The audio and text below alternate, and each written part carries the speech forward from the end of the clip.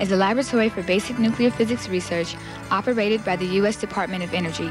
At Jefferson Lab, scientists can advance our understanding of matter itself by probing quarks and gluons in the atom's nucleus with beams of electrons from the superconducting accelerator. Jefferson Lab has an educational mission as well. The Jefferson Lab Science Series features scientists and engineers who are gifted in making their work not only informative but fun. The Science Series is held once a month in the Jefferson Lab Auditorium. The presentation is live, spontaneous, and unrehearsed.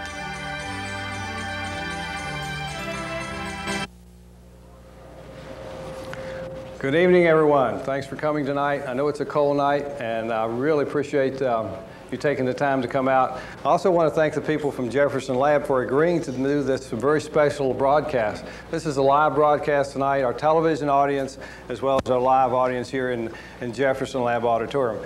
We have about a couple hundred people here tonight, or at least maybe close to 150 folks here from all over Newport News. We have several schools represented tonight. One school sitting down close we'll get to real quick. We have a science teacher from Gildersleeve Middle School. Tell us your name. Hi, I'm Kim Roswag. Okay, and Kim has brought some of her students with us. And your name? Adam Sutton. Okay, Adam. Jonathan Hornsby. Jonathan. Tiffany Grimes. Okay. Carmela Wahenka. Sarah Luddington. Christina Henson.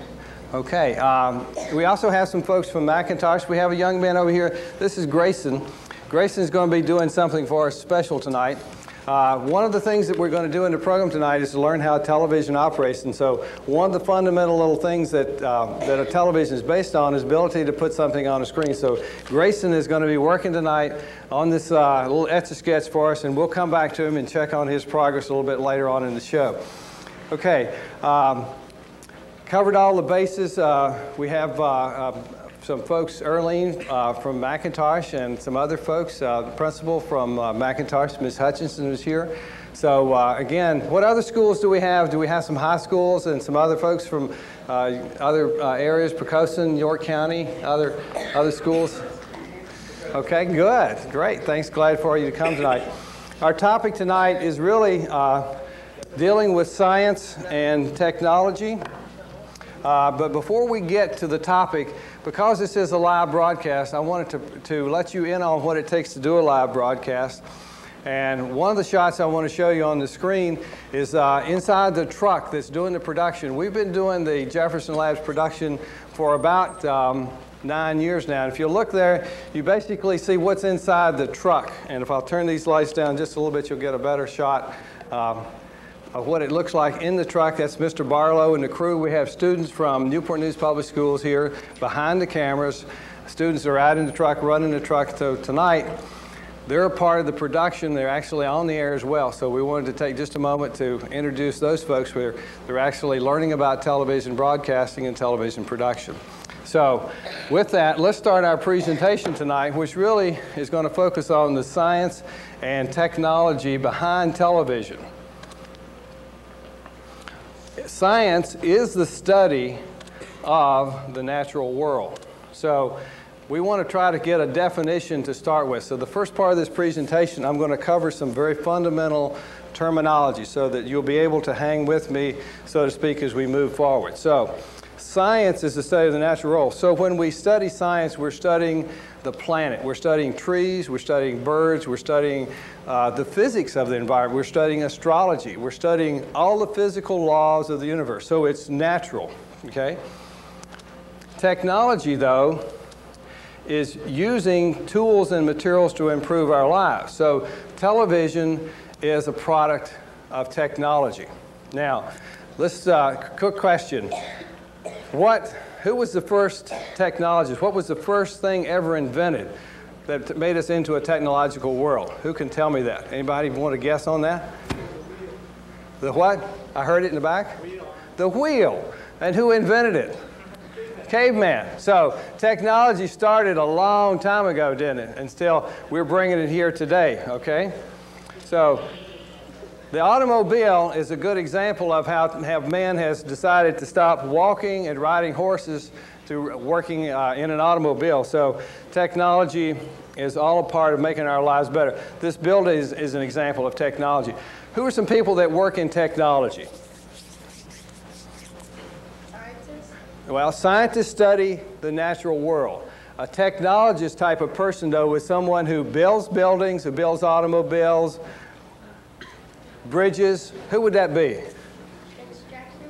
Construction workers? Okay, engineers is the word I'm looking for, engineers. Engineers deal with technology all the time. Their job is to make our lives better, okay? And they basically, that's what technology is. So science is the study of the natural world. Technology is how we use materials and tools to make our lives better. So quick definition on science and technology. So when we talk about a television, we know we're talking about a technological device, right? All right. Some basic terms that I want to go over with you, okay? Electron flow. I'm going to go over these words. Positive and negative charges. Magnetism, okay? Transmission of information by carrier wave. Those are some of the terms that we're going to spend just a moment on to make sure we have an understanding. Okay, electron flow, electricity, okay? Electrons is the movement of electrons from one atom to the next. How many of you know your atomic theory pretty well? You know what's inside of an atom? What is it? What's the part that moves around the nucleus? What is that? That's those electrons, right? Okay, so the working part of an atom is the electron. The electron is the one that does all the work. It's the electricity, okay? It's that movement of electrons that we're talking about. That's what electricity is. So we have to start with that fundamental understanding that the element of the atom, the electrons that orbit the atom, are basically where electricity comes from, okay? So it occurs at the speed of light. How fast is that? Who knows? How fast is the speed of light? Fast, right. 186,000 miles per second, right? That's moving, isn't it? So it occurs almost what you might call instantaneously. Positive and negative, okay? Now, we have something called the law of charges, okay? Like charges repel and opposites attract. So in an atom that has one that's positive, more positive than the other one, then they will attract each other. Another atom that's both negatively charged, they're going to repel each other. So that's a law of the charges. Now in magnetism, its movement of electrons in a wire will create a magnetic field. So, and what are we talking about here? We're talking about science. This is the study of the physical world. This is not something that we've created. Atoms occur in copper, okay? And in copper we have electron that we can, if we move that, if we create it by magnetism, we're going to create electricity. So that magnetism is what we basically depend upon to move electrons. The magnetic field radiates energy. Okay, that kind of gives you some basic terms. Now I went through that fairly quick, but I want you to realize as we move forward, we're going to be talking about electron flow, and we're going to talk about negative and positive. So having said that, you'll get a chance to maybe understand how a television, some of the parts of a television work, okay? To understand television, you have to have a little bit of understanding about the history of it. So I'm going to quickly go through some events in history. In 1912, we had the first wireless telegraph message. And that was anybody remember when that message was or what that message was? Anybody know that? Not remember it, but know what that message was? How did we do that? Well, we used something called Morse code. Anybody know what Morse code is, right? It's a series of dots and dashes, right, to transmit a message, okay? And I believe the Titanic was one of the first vessels to ever use a wireless telegraph, okay? Not a wire telegraph, but a wireless telegraph to transmit information, okay? In 1920, we had the first commercial radio station go on the air. In 1925, we had something called mechanical television. Okay, in 1936, television really got started in New York with NBC, the first regular TV broadcast.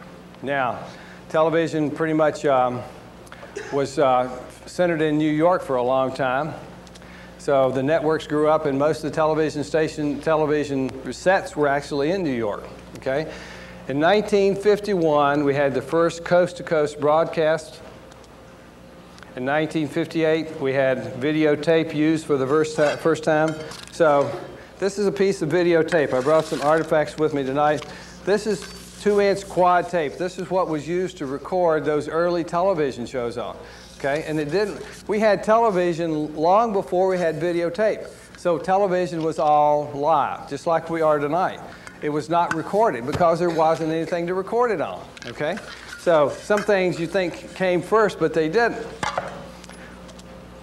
Okay, in 1953, we began color broadcast of television. In 1965, we started broadcast with satellite. So at that time, for the first time, we could actually broadcast to Europe, and Europe could send the signal to us using a satellite in 1965.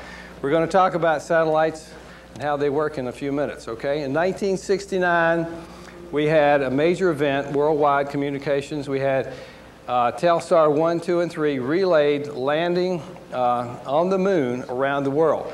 So for the first time, because of satellite, everybody in the world could watch Neil Armstrong put his foot on the moon at the same time. Pretty amazing. In 1969. Okay? We're going to kind of now make our first demonstration. We're going to get inside of a television. I brought a television with me tonight, and Mr. Price is going to help me out a little bit. We're going to get down inside of this television.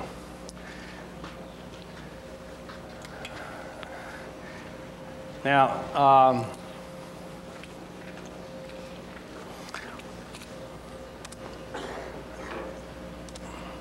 one of the things I always caution everybody is, remember, don't try this at home, okay?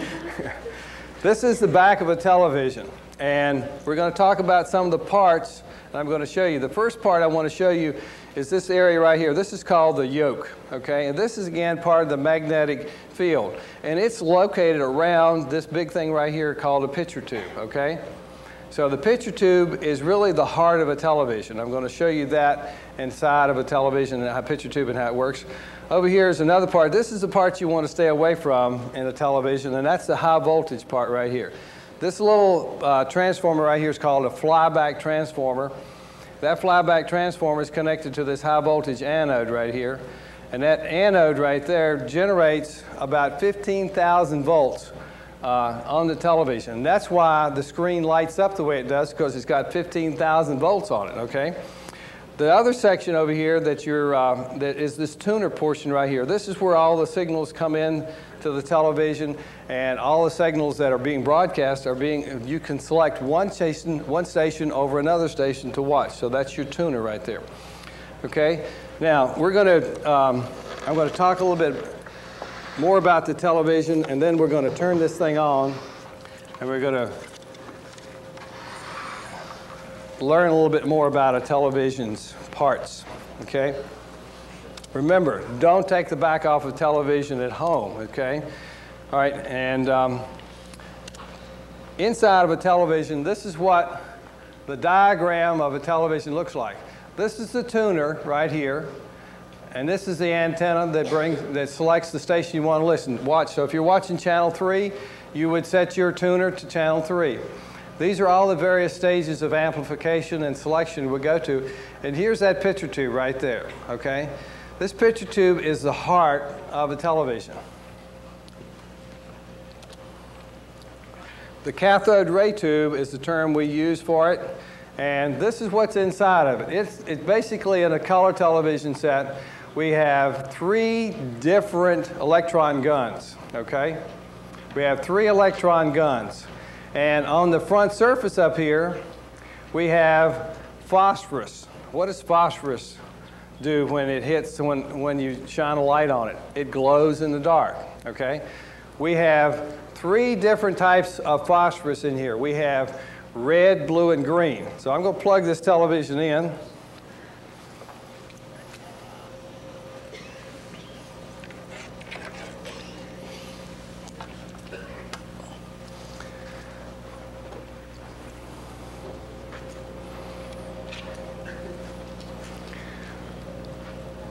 And when it warms up, we're going to see a screen here.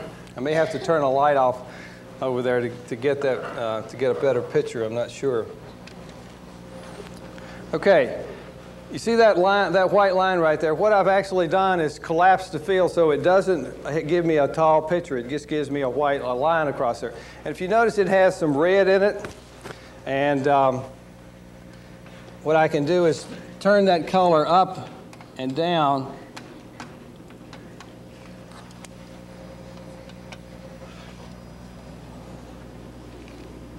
And I can get 3 colors to turn into a white line, which is pretty much what you see right there.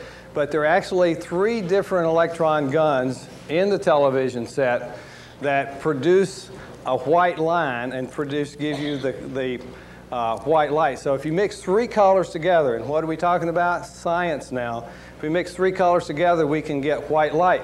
So we have taken parts of physics again, or parts of of what science is all about, and that study and knowing what we know in electronics, we can create a line or create a screen that's not red or white or blue, but actually gives us a natural light. So the television picture tube, I'm going to unplug this. This part right here, let's take another look at that electron gun for just a quick second. Electron gun actually draws pictures on the screen. It draws 30 pictures per second, okay? And the human eye, your human eye, thinks that's motion, okay? Now, let's take a look at what Grayson's been doing over here with his Etch-a-Sketch, okay? How you coming, Grayson? You got something drawn for us? Can we get a camera on this? Okay, he's got a pattern there. Can you see that? That's a sawtooth pattern, and that's a good one. We'll basically talk about that as being maybe a digital signal, okay?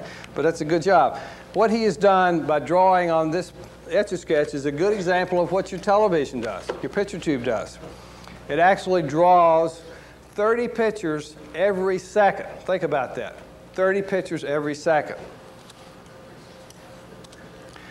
Inside the CRT, we have those 3 guns, and when those 3 guns are working, you'll see a magnet right up here. This magnet is actually going to deflect that beam. So the electron gun is in the back, and it really is deflecting the beam. That's why the picture tube basically scans across and draws those pictures from the top to the bottom. It draws 30 pictures a second.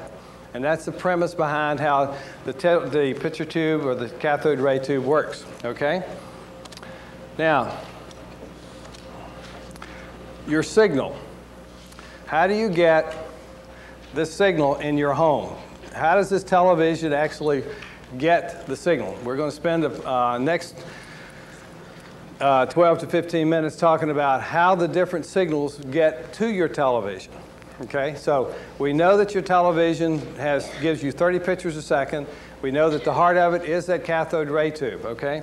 So at this point, this little diagram shows you basically, okay, this is your home and this is a television antenna right here, and you get free television. How many of you in here get free television at home with an antenna? Raise your hand if you get free television. Okay, quite a few of you got free television.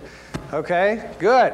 Now, in order to get free television, you have to have a signal from this big antenna right here from the TV station. So the TV station has a tower. We're going to talk about that. And you actually get a signal to your antenna. That's why it's free, okay?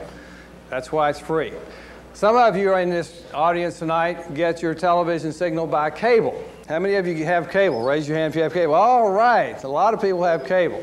Okay, so you have a cable company over here that has a head in, and it sends your signal by wire up to your house, okay? And we're going to show you some of that cable tonight too. Okay, and then how many of you have satellite receivers?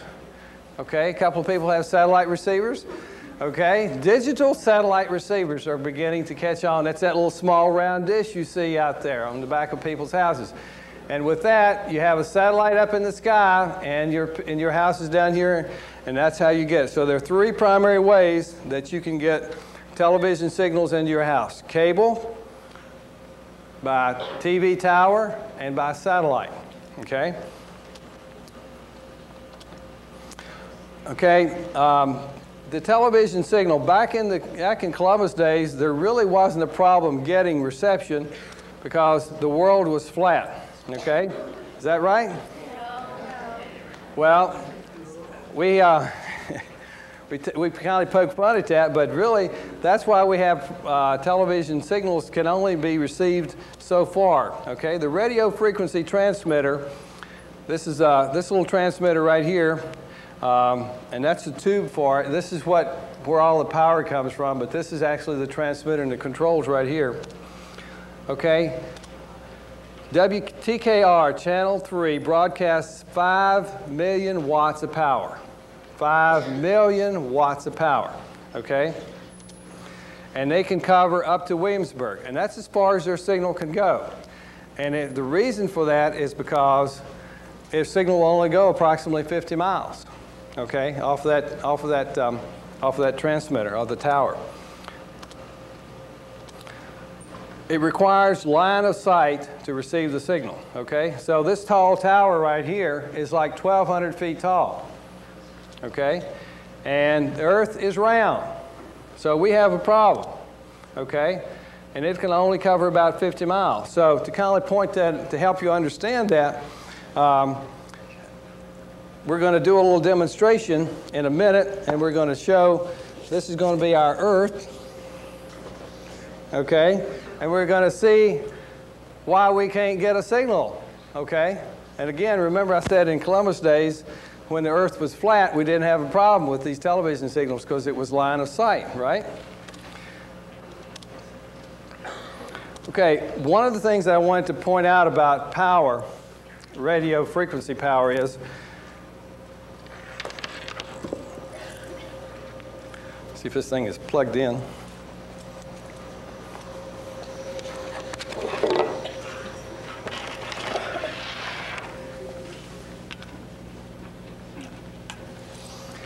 That's a 100-watt light bulb. Think about a million. Think about 5 million watts of light bulb. Pretty powerful. Also think about this. Can you see the light bulb? Why? Because the Earth is round. You can't, if there's anything in front of it, anything in front of this signal, you can't see it. Radio frequencies cannot be seen, but like this light bulb, we can see the light unless we cover it up. So again, think about this powerful signal, 5 million watts being radiated from a 1,200-foot tower. You can't see it, you can't touch it, you can't feel it, but your television can receive it, okay? Your television can receive it. Again, it takes about it will only reach 50 miles because of the curvature of the Earth. Now, how do you send a signal from the East Coast to the West Coast? Okay, here we are on the East Coast, and over here is the West Coast. So how do we get a signal from here to here? Well, we had something that, how we did this early on was what we call a microwave hop. And so we basically would build towers so that it would basically just be point to point to the other side. And then we move into our next piece of technology, and that's satellite communication, okay? So in satellite communication, we basically put up a satellite that is in orbit around the equator, okay? They're in orbit around the equator, and they are basically in an orbit that remains in the same position. So the satellites, once they're there, the Earth is rotating, the satellite and the Earth are all rotating at the same time. So the satellite is always positioned over the area, okay? It doesn't change. So if I were this satellite as the Earth turned, I would be in the same position over the Earth all the time. That's basically that footprint that we talk about, okay, that covers that portion of the United States or whatever. Okay, they last 5 to 7 years, a satellite will. They cost $60 million to build one. They cost another $60 million to put a rocket under it. So how much are we spending on a satellite?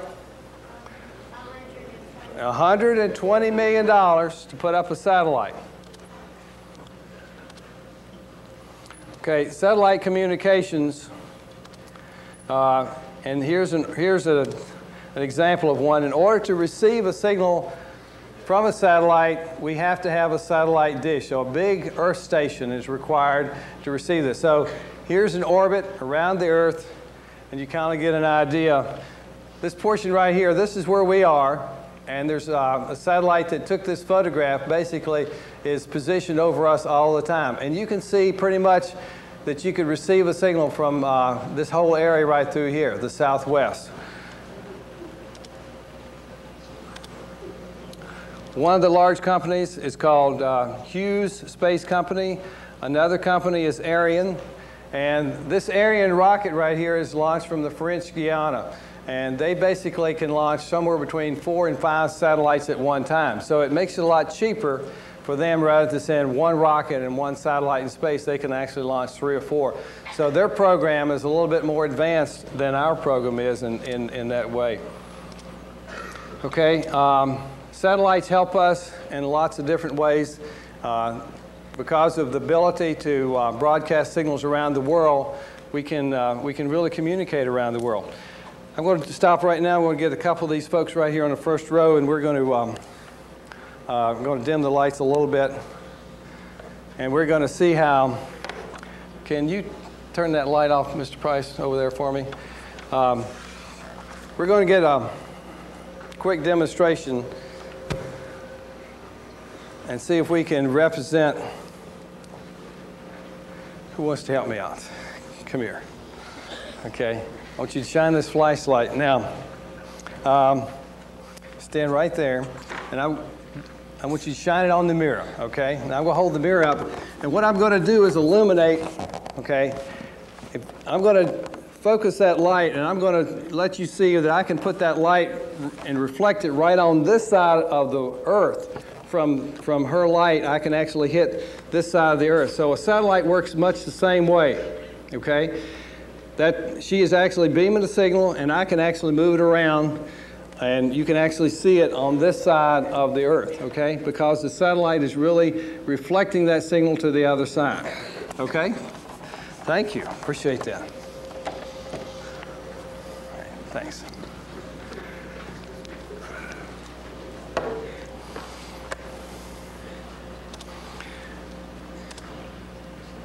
Now we're going to move into the third phase of television and the science behind it, and then we're going to take a look at cable.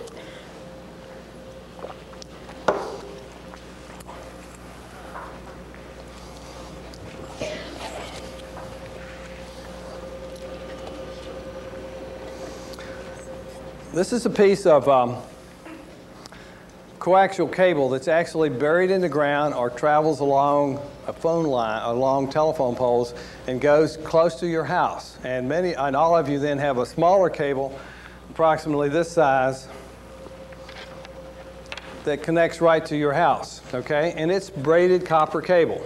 Well, today we're replacing that with what we call fiber optics. And this is fiber cable, okay?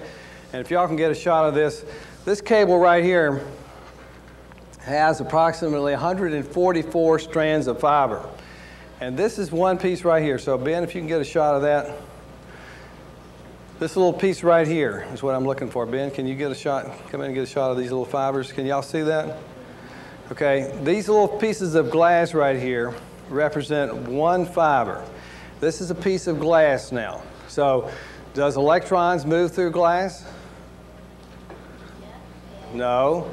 We're now talking about light moving through glass, and we're talking about photons. So photons, not electrons, are actually communicating. So we're changing mediums here.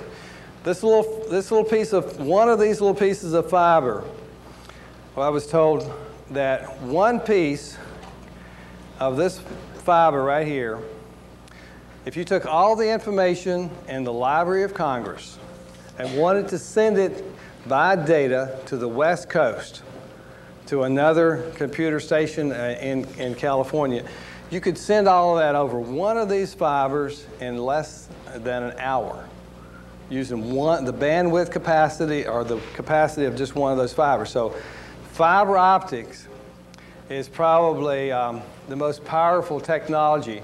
And folks, this stuff is buried in the ground all over Newport News. Cox Cable has basically wired our community. So many of you that are on cable, this is what brings the signal to your door now, okay? They replaced this technology with this technology. And when you get a chance at the end, you can come down and take a look at this. Try not to touch it because I've told the glass will actually get into your hands. It's kind of like a splinter. You don't want to handle it. But the interesting part about all this is there's 144 strands of fiber. And just one of those 144 has the bandwidth capacity to send that signal from the East Coast to the West Coast. This portion right here is they have to pull the cable. So this part right here is what they pull it with. It has to have strong, it has to be very strong. This yellow fiber right here is Kevlar, which is very strong fiber material. It has to be very strong. This blue portion right here is actually a metal shield to protect it. So on the outside you have this plastic shield that protects as well. This foam material right here, if moisture were to penetrate it, this turns into a jelly and keeps the moisture from getting into the cable and actually self-seals and heals itself. So we're talking about a very expensive connection piece of fiber here, but it is really, truly a very advanced piece of material that's connecting your homes together. So we have fiber optics buried throughout our community to connect our television up. This is, again, she's showing what the cable looks like. You've got a piece of it there firsthand. Okay, television is changing. So we're going to spend the next 15 minutes talking about what some of you probably came tonight, and that is what is going on with television. How many of you know about television going digital? Several of you probably heard that, right? Well, tonight we're going to focus on that for a few minutes, okay? High definition means that your television is going to be at least 4 times better. What does that really mean? Well, this picture tube right here has about 500 lines of capability, maybe 400 lines, okay? The new televisions that you're going to see are going to have, what's 5 times 5? 2,400, 2,500 lines of resolution, okay? So the number of little pixels that's actually in this, I think it died. The number of little pixels that's in here, there's 5 times more in a new television set than there is in the old one. So that's why you can get that high, brighter picture, okay? Sound quality will equal what you hear in a movie theater, okay? You'll be able to interact with the television program, so you'll be able to do lots of things that you normally just sit there and watch. Now you'll be able to interact with it. The cost is going to be high for a while. And the analog signal portion of it that we're going to go away with, the reason we're going away with it from it is because it has a noise in the signal, so digital doesn't. So the biggest change, though, is what you're going to see is what we call the 16:9 ratio, okay? We're going to set up a little demo over here, and we're going to turn on the lights, and Mr. Price, we're going to get a couple of you to come down, and we're going to take a look at what a 16:9 picture looks like. So who wants to be on 16:9 television, okay? How about you right here, and you? Can y'all slide over and come on down? How about some folks here on the front row, okay? We'll get a couple of you. We're going to put a couple of you in the chair and let some of you stand behind. You want to come down? Come on down. You have to come around that way, okay? You want to come down? Come on down. All right.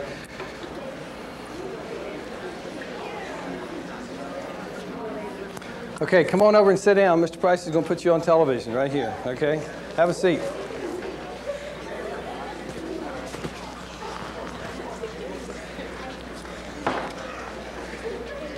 Get your ball over there too? All right. That woman told me to come down. Did she? Fine. Come on down.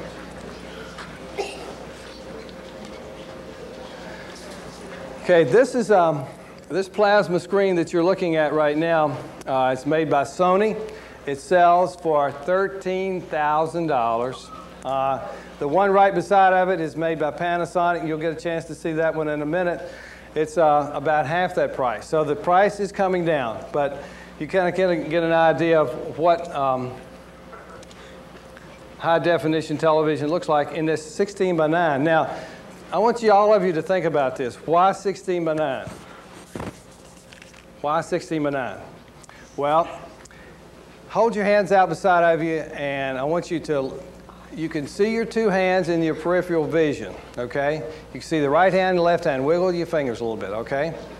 All right, that's the width of it. Now I want you to do the same thing at the top and the bottom, okay? Again, see your top, see your bottom finger, okay?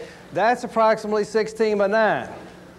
That ratio is the normal viewing ratio of the way you see things, okay? You see right to left, you see top to bottom. That's 16 by 9. That's why, one of the reasons why we are now with 16 by 9 is because that's normally how you see things, okay? The old 4 by 3 ratio, this 4 this way, 4 this way and 3 this way is a ratio, we're going to call it the postage stamp, okay? So your televisions at home are the postage stamp, 4 by 3. This new frame, 16 by 9, is really what you're going to be going to in the new high definition or digital television. Okay, now, how do you difference between analog and digital? In analog, we actually count everybody, so to speak, okay? But in digital, we sample the population. We don't really count everybody. So, as you think about, you guys can come on back. We're going to thank y'all for being on television. Y'all look really cool, okay? Good job. Thanks.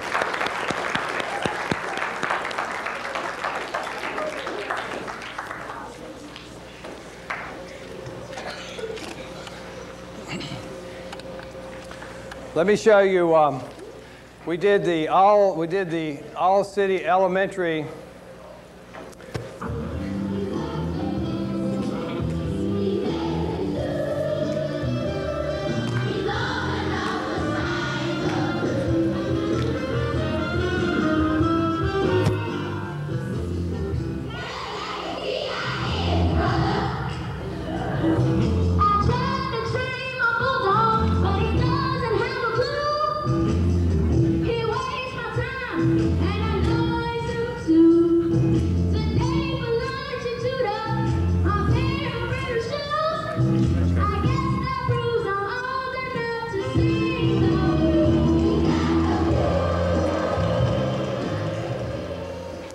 We recorded that Friday night. This is the first ever 16 by 9 recording in stereo in Newport News by one of our school groups. So we're kind of proud of the fact that we actually captured this group with this camera right here. Okay? And Mr. Price is going to bring the camera up in the audience and let you see what you look like on 16 by 9. So Mr. Price, you have my permission to kind of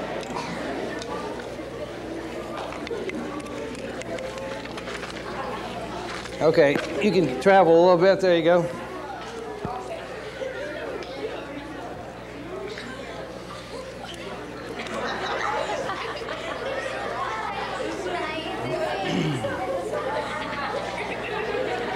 I think one of the most amazing parts about high definition is its clarity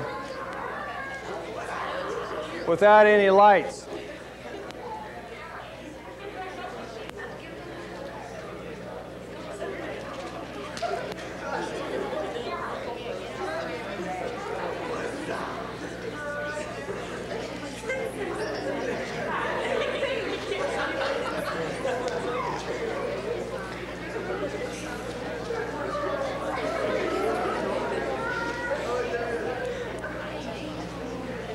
Now, let's talk about, again, why are we converting to digital. Why are we converting to digital? The digital signal is more efficient, meaning that we can get more information than we can through analog. So the analog picture, again, we're counting everybody. Think about the census. In the census, we count everybody in this room. But if we're doing a digital sampling, we would only count maybe 5% of you, okay? Now, that's how one of the differences between digital and analog. In other words, you don't get to see everything in the digital world, okay? The signal is converted to zeros and ones. And the bandwidth, as we look up here, the bandwidth is still basically the same, 6 megahertz, but we go from this little 4:3 picture to the 6:9. So if we wanted to have definition, high definition and lots of audios, 5 channels of audio, we had to have some compromise. The 6 megahertz bandwidth had to stay the same because that's what you broadcast your television on. So we had to come up with a way, or the FCC and other people had to come up with a way to get more information into that same amount of space. So the digital solution was the only answer for that, okay? This is what a digital transmitter looks like. It's very similar to the others, okay? 1 million watts on a digital transmitter will go all the way to Richmond. How far could you get with an analog transmitter?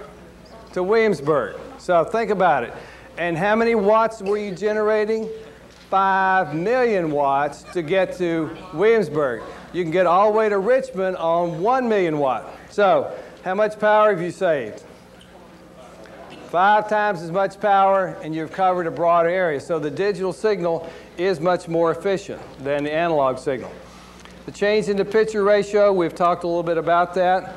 Again, the 16:9 versus the 4:3, that's your ratio. Okay? The sound, of course, is going to be dramatically improved as a result of that. Now, we're going to go through some summary parts here. I want to make sure we've hit the high points. Digital transmission has been started in approximately 150 cities. Okay? That's only about 10%. So there are 1,500 broadcast markets, but it's only started in 150 of them. Okay? In England, they're at 30% penetration. They have 30% of their market already in high definition or in the 16:9. We're only at 10% right now, okay? All commercial stations must start broadcasting next year, okay? So right now it's a race between Channel 13 and Channel 10. Who's going to get on the air first with their digital signal, okay? WHRO will be on next year in 2003, but we have other stations poised in this market ready to go on. So right now, if you had a digital television at home, you could not get a picture because there's nobody in this area broadcasting. You'd have to go to Raleigh, North Carolina, or Washington, D.C. to see a signal, a digital signal being transmitted, okay? Picture quality will be about 4 times better. The digital TV is more efficient than analog. We talked about that. Now, here's another thing. Computers speak the digital language.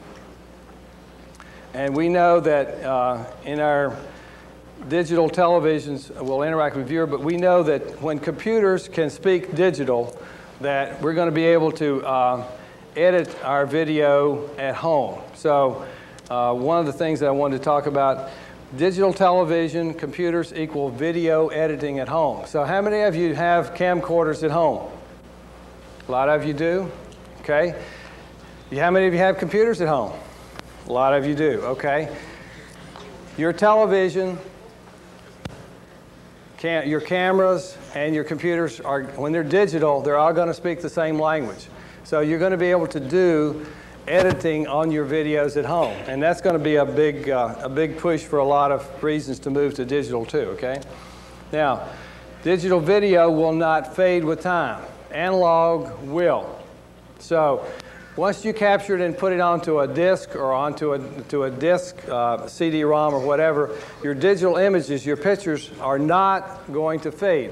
You take photographs, of your uncles, your grandparents, and you put them away and you expect to get them out 50 years from now, what are they going to look like? They're going to be faded. The digital image will not fade. So there's a big advantage for that. We're also going to have some problems. So no boom is not going to is going to create some problems for you. So it's going to be expensive to convert, okay? And one of the reasons is all the analog equipment is going to be obsolete. So the camera that Mr. Price is on right here, this camera and this camera and this camera, those are all analog cameras. What's going to happen to them? The picture that you see right here, it's an analog picture, okay? All of this equipment is going to have to be discarded because it's no longer going to be used in the digital world. So we're making obsolete certain things, okay? That happened between the horse and buggy. How many buggy wagons did we get rid of, okay, when we moved into the automobile? So we had to give up something in order to move forward. Okay, digital reception may not improve for everybody. That sounds pretty sad, but there could be some cases because they don't know, they haven't solved every problem because there haven't been that many areas broadcast.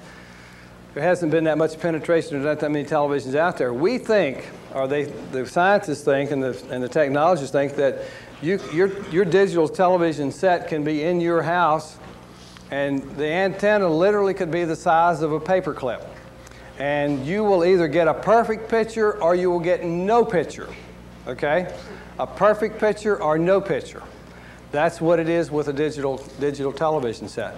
So, and the reception could be great, 100%, or it'll be 0. So, but as a result of that type of technology, you might have a problem. So, it's either there or it's not there. And that's a kind of an uncertainty and a disadvantage. The digital conversion is causing conflict and confusion for the consumer. How many of you bought a television in the last 30 days or last 6 months? Gone to a store and said, what kind of television am I going to buy? Okay? Got all these features on it, okay? Television, to buy a television is very, very confusing at this point, okay? Their products will say, we have a digital tuner, digital ready. All of those things are very confusing because you might not have a truly digital television set. So for a while, I would advise you to wait until the new format, the 16:9 televisions are out. And if you start looking at television, you'll notice that Philips Television is advertising their televisions on their commercials. If you've ever seen the commercial, there's a couple standing in line buying popcorn. You think they're going to the movie, but instead they go into their apartment and sit down and turn on their big 16:9 television and watch television at home. You're starting to see commercials shot with the top and bottom chopped off. Why is that? Because it's shot on 16:9, not in 4:3. So a lot of subtle things are starting to take place that you don't realize. But again, there's a lot of confusion out there. I'm going to close. We're getting close to going off the air, and we've got about 7 or 8 minutes. So we're going to have some time for some questions and answers. But I want to, if you want to make sure that if you need more information, you can email me or us at info@wpnb.com, and we'll be able to get some answers. Now, I have not done this alone. I've had a lot of help from some other folks. The people at PBS, which is Public Broadcast System, the chief engineer actually emailed me some information this weekend.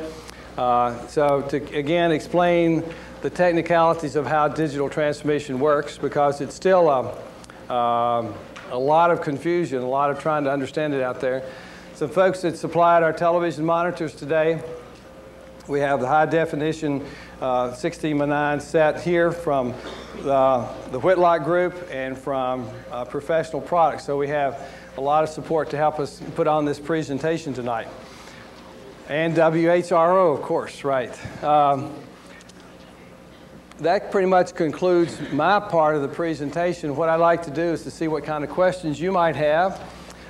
We did have some T-shirts and some pens down here for some. If you don't have any questions for me, I may ask a question or two for you. So does anybody have a question that they want to ask? Okay, in the back.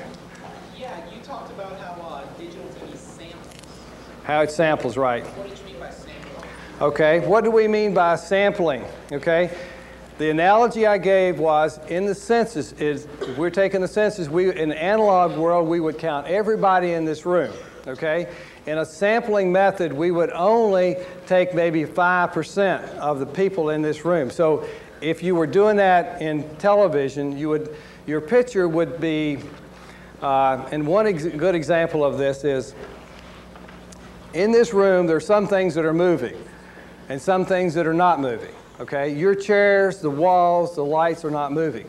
So in a digital photograph or digital image of that, those things that don't move would not be re-photographed or would not be re-recorded. It would basically stay same. The things that move would get recorded. So as a result, we're sampling the image as opposed to recording everything that's being shown. So if it did move and it didn't record it, is it moving? One more time, what? If something that you weren't still recording, like if for some reason the wall fell down, Right. and there'd still be a wall, even if there wasn't a wall there, you know? Well, it samples, again, every 30th of 1 second, so 30 pictures per second, okay? So it's doing it pretty fast. But again, it's not taking everything that's there, it's only sampling what's there. The things that don't move, it just says, okay, that didn't move from 1 second to the next second, so it doesn't record that part. Another question. About when you were talking about the TV, how much would a big screen TV have? How much would it cost? Or No, I mean, what's that? how many pictures would it have, or pixels, right? Okay, this one actually between 400 and 500 lines, okay? This one over here would have approximately 4 times that amount, so we'd have around 1,200 lines of information in here. So think about 3 to 4 times more information. So more lines, more information. The quality of this image compared to the image that you get on here is like 4 times better, okay? Another question. What's the quickest way to get to a far place to another? What's the quickest way? Well, tonight we were broadcast your pictures into your home. So that's the quickest way, and you were doing that at the speed of light. Now, for you physically to move, or are you talking about to get your images there, okay? To get your image there at the speed of light. And all the pictures that all this video that we've been broadcasting tonight, is traveling at the speed of light. So if you had your cell phones, you could call home and tell them to turn on the TV and watch you here tonight, okay? Another question, over here. How fast does light travel? How fast what? How fast does light travel? 186,000 miles per second, okay? 186,000 miles per second. Another question? Yeah, okay, so the VCR, okay, when VCR is hooked up to a digital TV or like a PlayStation or like something like that, would it hook up to a digital TV and analog TV, or would you have to use an adapter with? Okay, the question is, are you asking me about a digital VCR? Yeah, would you need that? Or like, say I wanted to play, my PlayStation on a digital TV. Would I have to have some kind of adapter, or would it be a separate system? Right. Everything is changing. This is a tape machine right here, okay? And this is a digital tape. It looks very much like any other analog tape, but the information that's on here is a data stream as opposed to an analog signal. So when I play this picture right here, this is the waveform of the image that's on there, and it basically is the same thing as there. I don't, mixing the two formats of analog and digital, you will have to have what we call an encoder. So if you wanted to go from analog to digital, you would encode the signal. And it's the same thing would come out, you would do a D to A converter. You would convert from digital to analog on the outside. So there's going to be a lot of conversion going on for a while, because we're not going to throw these cameras away for some time, okay? So in that process, we will be converting. And television stations will broadcast both digital and analog for the next 20 years until everything. No, it's a good question. Thanks for asking that. Okay, by 2006, all analog television stations will go off the air unless Congress changes that. By 2006, now 2003, they have to have 75% of their programs simulcast. That means that your television stations will have to broadcast both a digital television and an analog picture for both of you at home, okay? So your analog sets are not going to go away, okay? Those cable companies are going to be selling or giving you a set-top box converter. How many of you have one of those digital set box converters from Cox right now, okay? Several of you have that, okay? You're seeing digital signals on that right now. They're 4x3. So you really can use that device for a long time. But when televisions get cheaper and you want to get to 16:9, you'll be able to convert to 100% digital. Another question. Yes? How many watts do a VCR have? Well, VCRs don't have any watts. They really, basically, that signal in RF is really a basic video and audio signal to get from here over to here, okay? Another question in the back. I understand that several years ago, some scientists did some work on discovering a certain amount of lead has been found in color TVs, and I know it may be some years down the line, but is the government prepared to handle the discard, of all of the old analog TVs, particularly HDTVs? You know, I don't know what the lead content is in current television sets, but I don't think there's that much lead inside of a television in a picture tube. But picture tubes usually are no more of a problem than discarding a lot of other things that are out there. So I don't think it's going to be a major problem. It's going to be basically, slowly over the next 6 years, it'll start to move on out as analog television sets start, fading from the fading and digital start. We got about 1 minute left. Some more questions. If someone can't, doesn't have it in their budget to get cable television, and in 5 or 6 years they still only have an analog television, are they going to be able to watch television? Sure.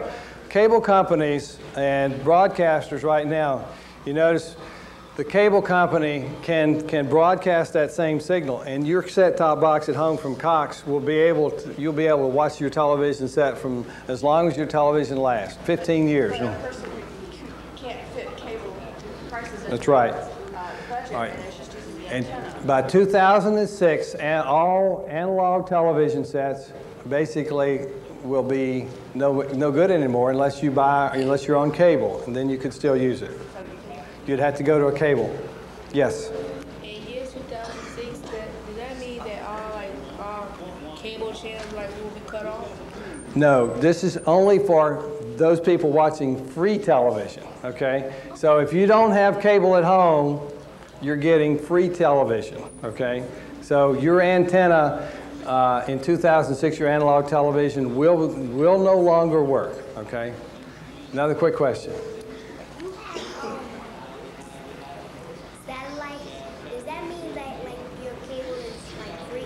No, you have to pay for satellite just like you had anything else, okay? Folks, we went off the air and